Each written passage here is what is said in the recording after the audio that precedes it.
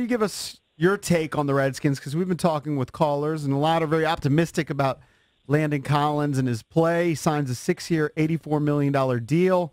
What do you think that means to the Redskins? Well, I know that some financials have come out in the last 12 hours that have sort of painted it in a more friendly light. I think if it were if this were an NBA deal, it would be sort of a disaster. I mean, 6 years, $84 million is a lot, even for a 25-year-old safety, and especially I think when you're in the Redskins. Look, the Redskins needed to get a safety. I mean, Lord knows they needed to get another Alabama player on the roster. They don't have enough of those. I don't know that this is. I mean, this doesn't feel like need shopping, though. You know what I mean? Or it feels like it is need shopping, but it doesn't feel like it doesn't feel like somebody going, despite the health essentials. It'd be like if your wife told you to go get, hey, we need some meat and potatoes for dinner, and you came back and you're like, I got a 60-pound bowl of guacamole. Well, that's great. I'm glad you got all that guacamole. We don't have any food for dinner. And I don't want to call Landon Collins a bowl of guacamole. By the way, guacamole sucks. Guacamole is delicious. Guacamole is the worst thing ever created. I can't believe Jason is sullying the good name of guacamole. Oh, it's awful. Who doesn't like guacamole? Me. It sucks. I'd rather eat dirt. It's an awful smell. It's an awful color. It's an awful taste. I hate it. So you really like the millennials with their avocado taste. And I hate millennials, too. There's two things I hate in life. Sorry, go ahead. No, I mean, look, Landon Collins is a very good young player who, at one point in time, I think during his second season, was an All-Pro who was in a top five defensive player of the year candidate. And so, if you get that on this deal, then you got a great deal. Then you got a good deal. But I think he has to be that or exceed that in order for this to be a really good deal. The nice thing is it's probably at the end of the day, at worst, a 3-year, $45 million contract, right? So You're paying a lot for a safety. That's probably going to be the market rate for safeties this offseason. We saw Honey Badger get 3 years and 42 with the Chiefs. I would expect that Earl Thomas signs a 2-year, $30 million deal. LaMarcus Joyner's getting a lot of money. Kenny Vaccaro got a lot of money. It's just everybody, all these safeties, there's a lot of money to spend because of the salary cap, and all these safeties are getting paid. So,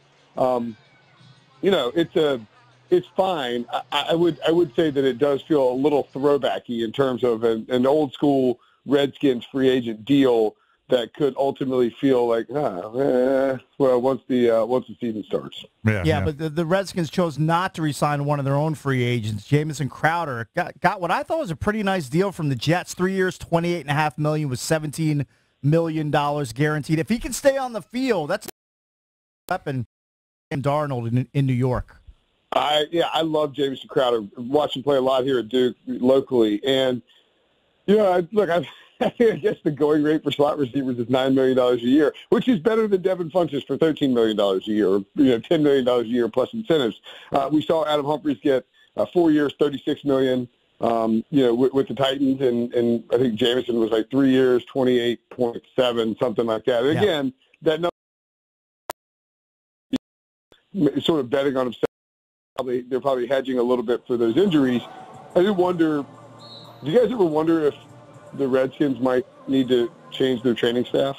I feel bad, if someone in the training staff is listening and I've just insulted their medical professional livelihood. But the Redskins have led the league in adjusted games lost 2 years in a row. That's hard to do because usually those type of injuries are it's luck.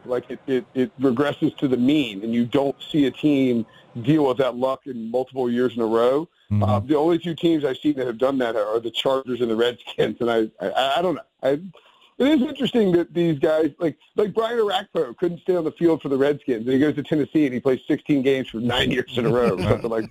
Yeah. It's just interesting, I think, and I would be curious to see how Jamison Crowder goes in New York. If he stays healthy, he's awesome, and he is a perfect fit, both for Sam Darnold, who likes to throw checkdowns at USC, and for Adam Gase, who lives on these short crosser routes. I mean, Jamison Crowder is an ideal player in his system. He stays healthy, I think he'll have a 1,000-yard season. Yeah, we were talking about some of the other positions that the Skins really need, and receivers glaring. They lose a lot last year and didn't a lot of production, but he was still a starter. So right now the receivers for the Skins, the starting two receivers are Josh Doxson and Paul Richardson. All right, so that's got to be the worst two starters in the league. They're obviously going to address it. When you look at the free agents, Williams from the Chargers, I like him. 6'4", can run, average like 16 yards a catch with an explosive offense. And then Golden Tate, we've talked about Golden Tate. John Brown from the Ravens. I mean, there's not a ton of big names in free agency at that position. Now, the draft, a different story. You might be able to get a couple good players, but the Skins have to address their receivers because they've got no playmakers. Yeah, they really don't. Would you rather have Paul Richardson and Josh Doxson or Julian Edelman and Braxton Berrios? Oh, I'd take Skettlebutt all day long. Edelman, I love Edelman. No, I'm just kidding. I would take Edelman too. Yeah. But the Patriots also are sort of short on wide receiver. They don't need. They know what they're doing though, so you don't have to worry about them. Exactly. Yeah, I think the Crowder. You lose Crowder. Jordan Reed's never healthy. You're bringing in a new quarterback, Case Keenum, who, look, I'm with you. It is a serious position of need, and it is. The good news is, for all the problems in free agency, look, and the guys you mentioned, Terrell Williams, who's had he had a 1,000-yard season with the Chargers at one point. He's really more of a deep threat, though. He's not a guy who's going to be a move the chains possession type of receiver. Sort of wonder, is he too similar to maybe a Paul Richardson type who you just paid a ton of money to last offseason? Right. That's a good point. That's a good point. Yeah. I mean, and then Golden Tate is, Golden Tate can be a great slot receiver. That would actually be a nice replacement for Jamison Crowder. I was surprised he didn't sign first.